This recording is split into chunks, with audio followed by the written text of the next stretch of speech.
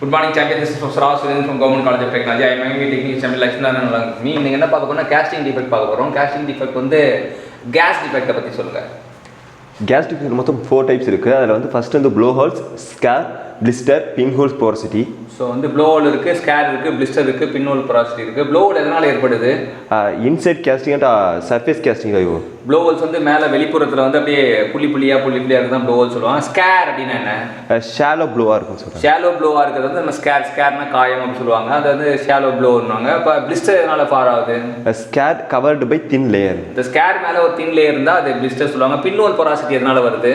Defect formed due to hydrogen gas. Hydrogen gasனால pinhole porosity வருது. இது நாலுமே வந்து gas defect gasனால உருவாகுது. ஒன்னு blow holes, இன்னொன்னு pinholes வந்து surface குள்ள இருக்கும்.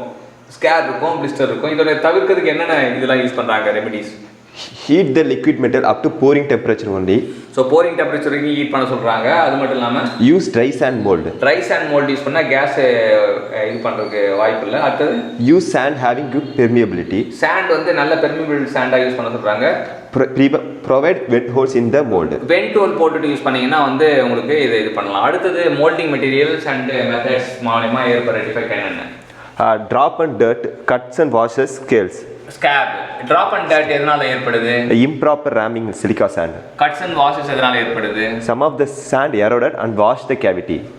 Scab எதனால ஏற்படுது? Liquid metal will be penetrated into loose sand layers. So வந்து இந்த மூணு drop and dirt வந்து improper ramming silica sandனால வருது. Cut and wash வந்து some of sand erodedனால வருது. Scab வந்து liquid metal will be penetrated into the loose sand layerனால scab வருது. Gating design பத்தி சொல்லுங்க. Shrinkage cavity is formed due to shrinkage. So gating designனால வந்து பாத்தீங்கன்னா shrinkage cavity வருதுக்கும் cavity formed due to shrinkage எடுத்துக்கலாம். Pouring metal defects என்னெல்லாம் இருக்கு?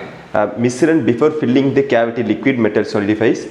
Cold shed, two streams of liquids metal will not be fused together properly. So pouring metal defect வந்து ரெண்டு சொல்றாங்க. ஒன்னு misrun இன்னொன்னு cold shed. Misrun வந்து என்னன்னா fluidity கம்மியா இருக்கனால நமக்கு ஏற்படுது misrun. Before filling the cavity liquid metal solidify ஆகும். இல்ல line met but not fuse அப்படினு சொல்லலாம். இங்க வந்து cold shed வந்து two streams of liquid or too cold to fuse அப்படி சொல்லுவாங்க. அதாவது ரெண்டு அலை மாதிரி உருவாகும். அலை மாதிரி வந்து சேராம இருக்கிறது தான் cold shed சொல்லுவாங்க.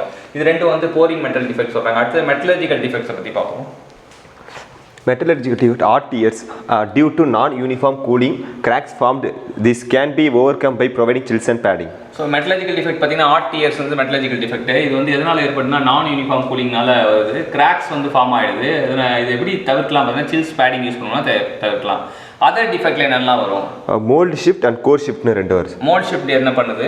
This can be overcome by providing clamps and dowel pins, double pins. Clamps double pin போட்டா mold shift தவிர்க்கலாம். Core shift can be overcome by providing core prints and chaplets. So core shift ஆவது core print chaplet மூலமா வந்து தவிர்க்கலாம். So இதுதான் வந்து ஃபுல்லாக வந்து ஒரு டிஃபெக்ட்ஸ் இன் casting வந்து நமக்கு சூப்பராக சொல்லிட்டு லட்சுமி நாராயணுக்கு. தேங்க்யூ. Thank you so much.